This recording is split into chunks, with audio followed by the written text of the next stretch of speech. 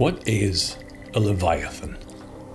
There are many stories among seafaring types regarding the nature of these monstrous island-sized creatures, but on Doomed Alissar truly there is only one place where they know, and it is the place inextricably linked to these marine monstrosities, and it is a knowledge preserved and expanded upon out of a sense of self-preservation. This place, among the other peoples of this world, is often referred to as the last city of a dying species. Its inhabitants refer to it by a different name, Leviathan, the city of the deep ones. To hear them tell it, Leviathans are cast-offs by their god, Dagon, slumbering under Leviathan, a cruel fish god, the maw of which is said to stretch for miles. And there is some debate among the deep ones whether Leviathans are Dagon's children, siblings, or simply unfortunates suffering from a curse. It is, however, understood that the body of a Leviathan and its heart are two different things, and that the body functions more like a prison for the sole occupant, whether it's a god, demigod, child of a god, or cursed other. The last city of this dying species is also its first, but as below, so above, and as their slumbering fish god is said to be a cannibalistic degenerate, so are, to some extent, its people. And now the many erstwhile colonies that this last city is the sole remnant of have fallen, and the dying species is hanging on by a thread. Its sole hope, feeding Dagon another heart. It is this desperation that drives them to take to the seas and hunt Leviathan. A hunt now joined by Hjalmar, Genaha, Oksana, Heinrich, and their 3 ships. And while this small hunting fleet is entirely ignorant of the background, they do have the same goal in mind: bring down a Leviathan and capture its heart.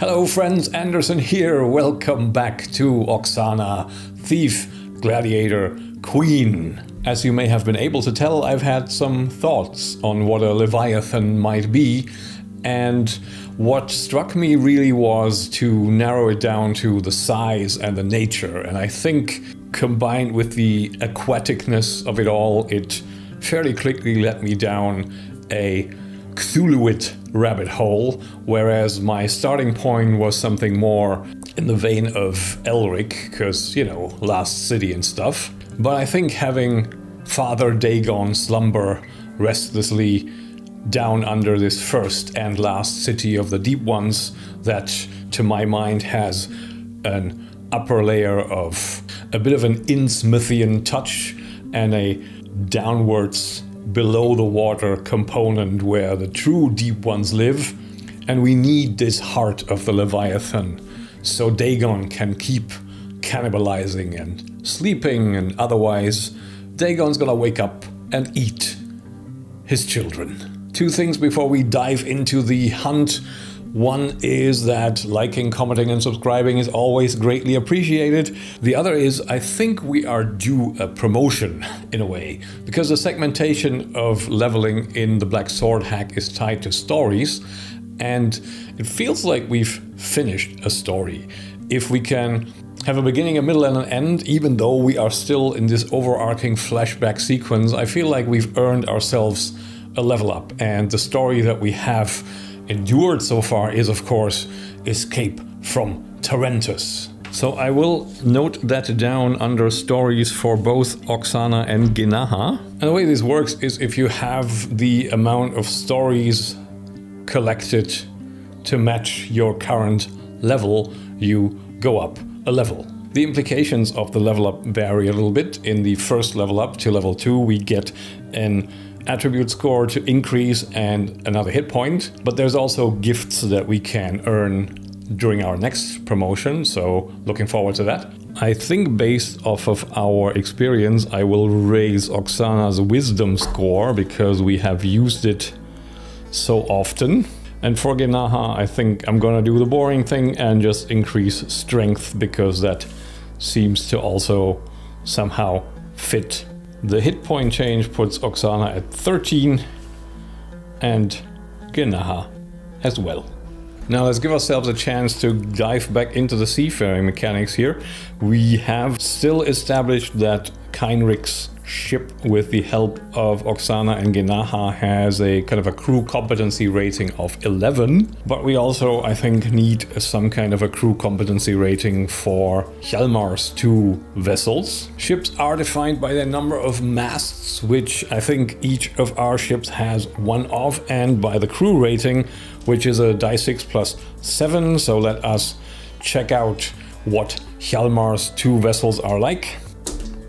We have one with a 6 plus 7, 13, that is quite formidable, and one with a rating of 9, so I'm assuming that Hjalmar is in the 13 one, and the other one is more like the junior vessel, the hangers-on. Hjalmar and the advisor, of course, that we also mustn't forget, this emissary of our silent psionic council that is the root of all this conflict currently exploding across Doomed Alissar. And it is this advisor as well, through their psionic powers, that managed to extract some Leviathan hunt information from this shipwrecked deep one that they managed to get their hands on, which is how they know that there is this standing order for Leviathan heart in, oh, I forgot the city name again, in Belethnagar, Baruch Kazad, Belethnagar, there you go, I'm gonna write that down. Now I've got one oracle question here, which I find likely, so I'm gonna use the 2 die on the oracle yes-no question table, which is, do they know more on how to hunt and find a Leviathan to hunt, and also how to bring it down? Or are they pretty much just aware that Belethnagar wants a Leviathan heart and they have decided to go for a massive roll of the dice here? It seems likely that they discovered more in this deep one's mind, so let's see. Do they know how to hunt and attract, let's say, a Leviathan? Well, we are off to an excellent start. That's a 6-6. That is a extreme positive hell yes with additional implications. So I guess not only do they know how to hunt a Leviathan and how to possibly attract it, they also know where to find one already. But knowing how to find one still means you have to get there. So I think we have to do our check here, the captain competency check on the travel roll, which we do roll against, I feel like in this case, the crew competency. And since we are in this case also following the leader, which is Hjalmar, we use the 13. Kind of fudging this to our advantage a bit, but I think it makes sense. So let's see, we have to roll under 13 to see whether we manage to get to the hunting grounds uninterrupted. 11 means we managed to get there without incident. Now the question is, where is there? I feel like we can expect something like a Leviathan in kind of deep water. So if, say, the offset point is here in decimation, we could maybe say that we're somewhere in this triangle between the Golden Archipelago, the Grey Spire's Dominion, and the Forbidden City, but about pretty far away from the Flotsam Kingdom. Now there's one thing I haven't quite decided yet, because I have left the nature of the Leviathan somewhat open, and that is, how do you actually fight one? How large are they? And my thinking was that we can probably use the design oracle kind of procedure for this, so we can give ourselves some prompts and see how we can turn this into more solid information on Leviathans. Starting off with a theme roll, that is a D66 roll, and the red one goes first. 34 sacrifice, that is a worrying start, but definitely one that tracks. And now the subject is 22 ally, sacrifice ally. Now, I'm kind of reading this in two separate ways. Either in a sense that sacrifice ally means you have a volunteer sacrifice, which possible, or the Leviathan is attracted to, say, outrageous acts of betrayal of some kind, in which case there is more of a backstabbing element involved. We could ask again, so I find it more likely that there is a negative connotation, which means I'm going to ask, is this a sacrifice ally in a sense that a Leviathan, or maybe this particular Leviathan, perhaps they have like different personalities and different modes of finding them, getting them to the surface. Is this particular one drawn to betrayal, or is it more like you need to have a voluntary sacrifice? Betrayal, yes or no? Absolutely a yes, and again with a match, which is again a positive match. How is a betrayal sacrifice positive? We already have a setup for this, because Hjalmar knew this in advance and has planned ahead. But how does this look now? Kind of wondering, how does he do this without losing too much faith of his subordinates? So if he betrays one of them, are they now gonna, assume that they're all on the chopping block? I think from what we've established so far, it's not the kind of guy. He isn't like ham-fisted or anything, and also he works indirectly. So maybe he has set it up in a way that he has constructed a betrayal from one member of his crew to another, and that's how he knows that he will have the attention of the Leviathan. Once they cast the sacrificial victim into the sea, the Leviathan is going to come up and kind of feed on this energy more than the actual like tiny morsel of a person. As far as the actual design and size of a Leviathan, my thinking was that they're effectively ship dungeons.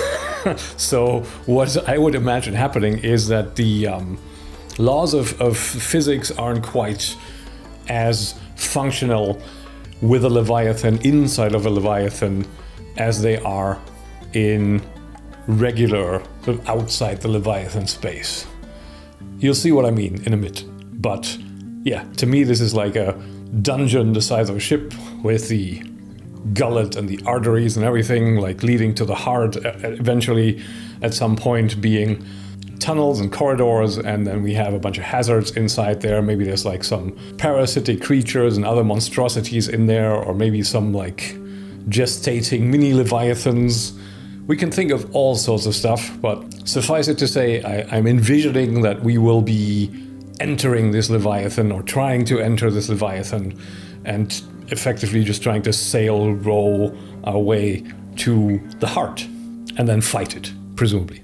It is an all-around uneventful journey as this small convoy of ships sets off from Decimation westbound towards the area between the corner point islands that mark the center of this central sea in the area that currently holds our interest. The ships stay reasonably close together, being also somewhat smaller sized, trying not to lose sight of one another, and so it is possible to observe what is happening on the other decks from time to time. And one thing that Oksana and Genaha managed to clock over the days that they travel is that every now and again there is a seemingly somewhat clandestine conversation happening. It's noticeable enough, and also perhaps not that unusual, that Hjalmar, the captain, has the odd private talk with one of his crew. What is maybe more noteworthy, and perhaps something that we should roll to discover, because it might have implications later, is what the wizened yet still childlike advisor is doing in these moments. So, wisdom check, Oksana, Genaha, red for Oksana. Let's see, do they see anything? And indeed, with her newly sharpened wisdom focus, Oksana does notice that as Hjalmar stands an arm around a hulking sailor at the helm of the boat, somewhat away from the others, there, cross-legged, nearby, sits the wizened advisor and isn't quite showing that usual aloofness and meditative trance that is often visible, but is staring directly at Hjalmar's conversation partner, a fact to which the sailor in question seems quite oblivious. Now, there is another thing that Hjalmar and the advisor are doing that I feel like Oksana and Genaha need to catch by rolling wisdom, so let's do that. Do they notice anything else suspicious? And again, Oksana does. What she does notice is that these conversations happen, seemingly to Genaha's eye, with the same sailor from time to time over a period of several days, whereas Oksana is aware that it's two different sailors, brothers that look very much alike, twin brothers. It's a circumstance that gives her pause but doesn't concern her overly much until the point where they reach the actual hunting grounds and briefly pull up next to one another in a row of ships on a calm stretch of sea, which Hjalmar takes as an opportunity to stand at the front of his ship facing the two others and explain how this is going to go down. It's far from a rousing speech, a little more matter-of-factly, as he lays out the fact that this is where a Leviathan makes its home, and that they will now proceed to try and attract it, and that everyone should be ready to take the plunge.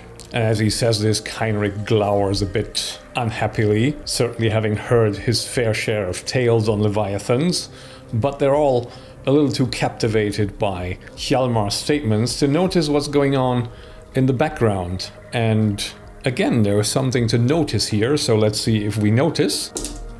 This time it's Genaha noticing it, and perhaps noticing it in greater detail, and that is the focus of her attention shifting from where everybody else immediately snaps to the root cause of the incident. The incident in question being that two sailors looking very much alike, standing shoulder to shoulder at the side of the boat Hjalmar is commanding, listening ostensibly to their captain, but Genaha for one notices an almost imperceptible nod that Hjalmar gives to one of them, who then proceeds to plunge a knife into the throat of his twin brother, who lets out a gurgling scream and stares in disbelief at what amounts to his own face, that of his twin contorted in a mask of determination and sorrow. And as everybody else is drawn to that scream, Genaha's eyes latch onto the little advisor and that little smile and the strange pale glow in its eyes. We can of course imagine there is quite a commotion happening on the boat now, but Hjalmar calms this down with a few stern commands and doesn't interfere as one twin throws the still gurgling, soon-to-be corpse overboard into the water and lets out a hoarse, quite desperate scream at the same time. We can only imagine what the silent advisor and Hjalmar have done and promised, and what kind of psychic work the advisor did to convince one brother to do it to the other. But it is done now. The ultimate betrayal is conducted, and therefore we can expect the arrival of the Leviathan.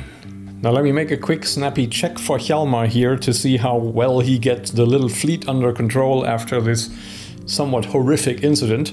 He's shouting commands indicating there's no time to lose and trying to refocus everyone's attention. So let's see, are we doing this perhaps with a disadvantage? I think so, because there's also now just a desire among his crew members to talk to each other about this. So disadvantage check against the 13. The morale holds, and Hjalmar shouts out a series of commands that indicate the ships should gain some distance from one another, and at the same time as he's doing this, the surface of the water already starts roiling, and it does so in an area that is almost as wide as the eye can see. Having never experienced this, and also being quite unfamiliar with the open sea, both Oksana and Genaha have a somewhat sinking feeling in the pit of their stomachs. And as the wind picks up and the roiling gets more intense and the boats get buffeted around, I feel like it's time to resist fear, which unfortunately again we do with wisdom. So let's see how this impacts the two of them.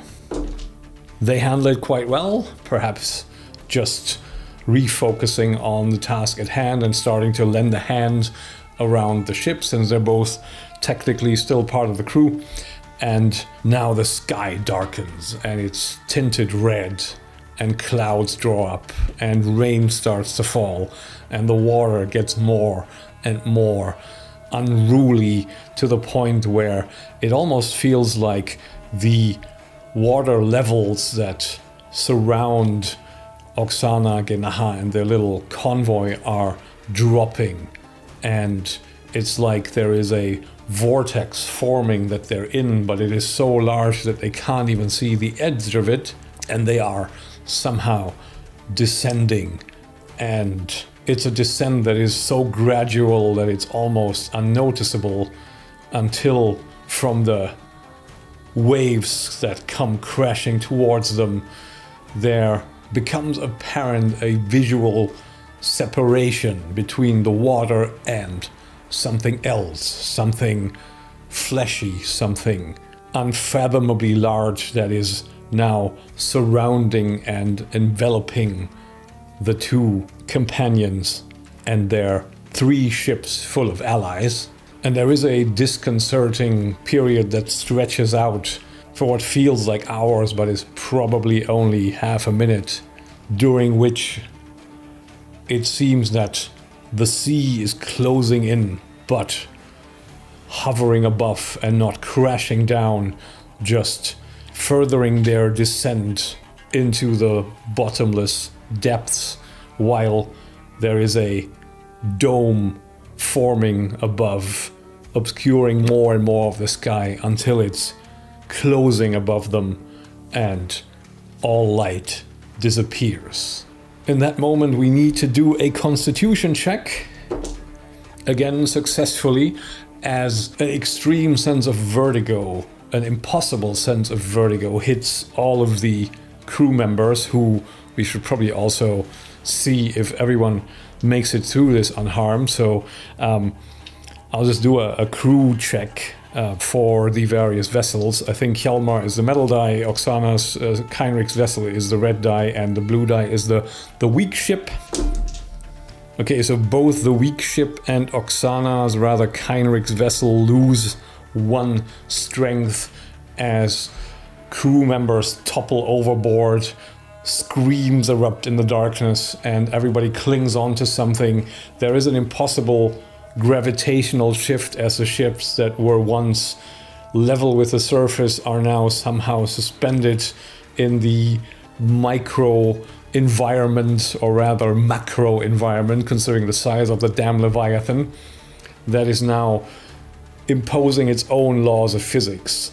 And that means that from this angle, the ships now slip into something more akin to this, where they are aligned with the swim line and direction of the Leviathan, no matter whether it's facing up towards the surface or whether it's swimming more horizontally.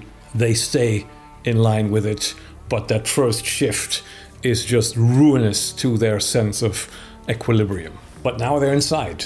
They have a view of a cavern, the walls of which they cannot even really see more than sense. It's all fleshy and horrendously smelling. The water is brackish and more like blood, really, in color and also in texture and viscosity. And there are some sheer rocks, some towering, jagged rocks protruding from the water, except, of course, their teeth.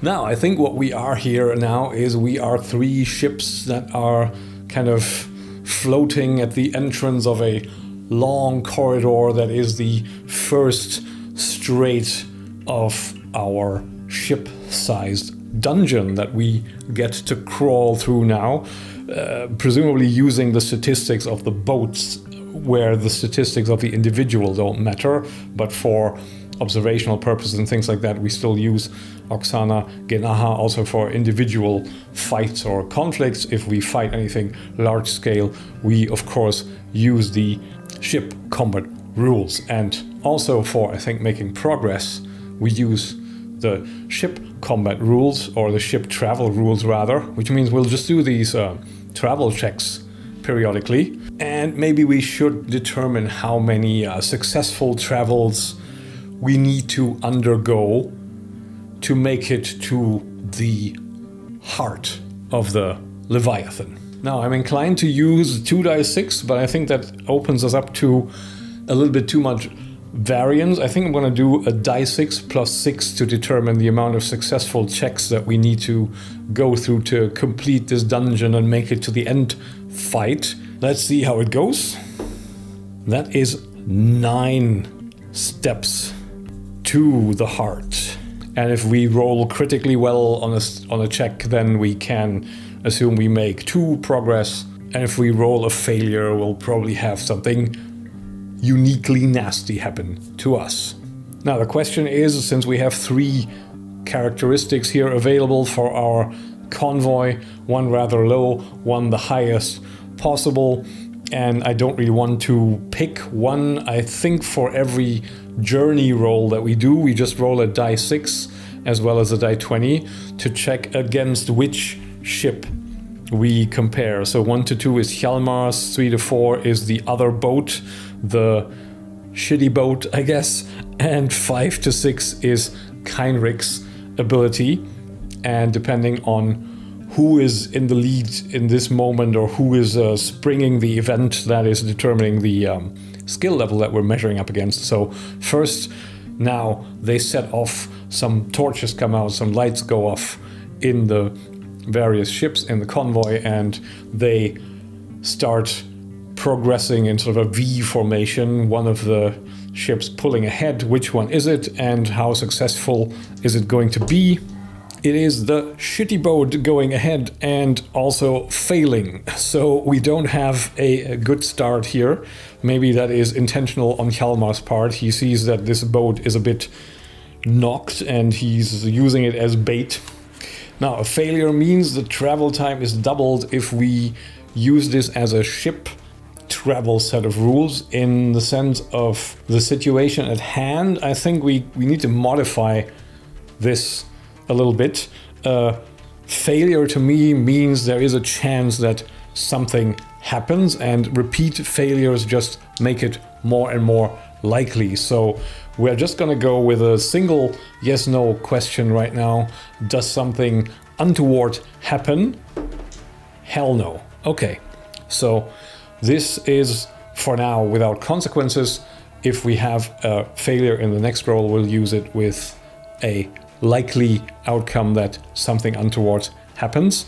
But now, for the moment, we just sail down this gullet of the Leviathan, and our crew and our two companions here get used to this fetid environment, this stinking organic structure that they are passing through right now as the passage becomes narrower and narrower, and they reach the first branching path at which they have to decide which way to go, and that's where we roll our next check. It's again the shitty boat, but they actually succeed, so we make 1 progress out of 9 towards our heart goal.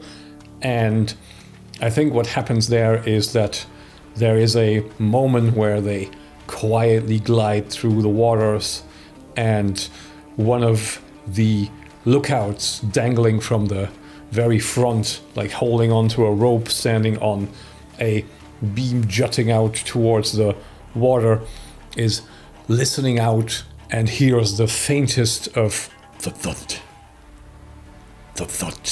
coming from one of the downward angled passages, and points towards it as this might be the way to the heart, and they turn in and start gliding a little bit downwards, which is to them, again, this weird vertigo-like feeling, because while it looks like they're going downwards, they don't feel like they're going downwards, which also makes them a bit wobbly on their legs. Next roll, then. This time it's Heinrich who pulls a little bit ahead, maybe taking pity on the strained, grimacing sailors on the front ship who are perhaps progressing a bit too hesitantly for his taste. So Heinrich comes up from behind, glides forward, and they are looking out intensely into the darkness, and they are making progress. There are things in the water here that are disturbing to them. They see the occasional snake-like back breaking the surface of this strange blood-like liquid, but so far they have gotten away without being attacked. But they do know that they're surrounded by these leech-like, moray-like creatures that are perhaps just waiting for one of them to get their meat a little bit too close to their habitat. That's 2 steps taken out of 9. We have another check to pass. And this time it's Hjalmar taking the lead, perhaps not to be outdone by Heinrich. Hjalmar's longship pulls to the front as they reach another separator, now already kind of knowing how to listen out for this faint heartbeat. They hear it slightly more emphasized now, and with a gesture of certainty, Hjalmar simply points in one direction and they veer off and further down towards the heart. This is going a bit suspiciously well. I'm actually kind of glad that I took 9 steps, because I sort of want something to happen here. Let's see, another check. Okay, the shitty boat, and it fails, so we have a chance that something happens now again. Does something untoward happen? Yes. Okay. I'm going to just get the perils of the sea here to see a general vibe of the event that we're getting. Of course, they don't apply 1-to-1, but let's see. So 1 to 6, we see what we can do. 1, a storm. So perhaps what happens here is that the shitty boat again leapfrogs into the lead. They again come to a junction and they make a bad choice. They think they're going towards the thudding of the heart, but what they are truly doing is they are crossing into a larger cavernous passage, and as they pass through it from the starboard side of their respective ships line up in sequence, a roaring comes up.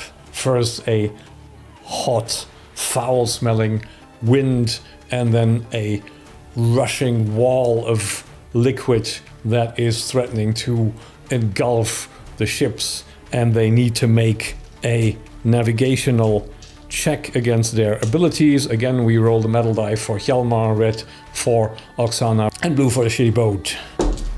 And they all succeed. So they have the wherewithal to turn into the onrushing waters, or rather, they wish it was water.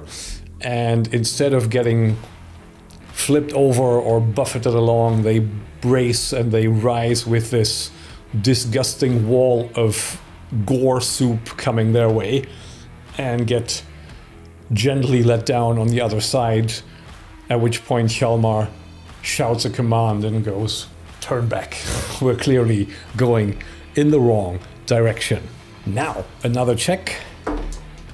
The shitty boat has a critical success. Okay, so ashamed perhaps of their bad choice and going down the other direction, this time they are zoned in and focused on target, and as the passages just get narrower and narrower and the boats are kind of forced to line up in a row, the shitty boat stays in front, and they also manage to navigate through an increasingly more branching set of paths that seems almost like they are now passing through like a webwork of veins and arteries or something of the sort. Of course, regular biology also doesn't really apply here.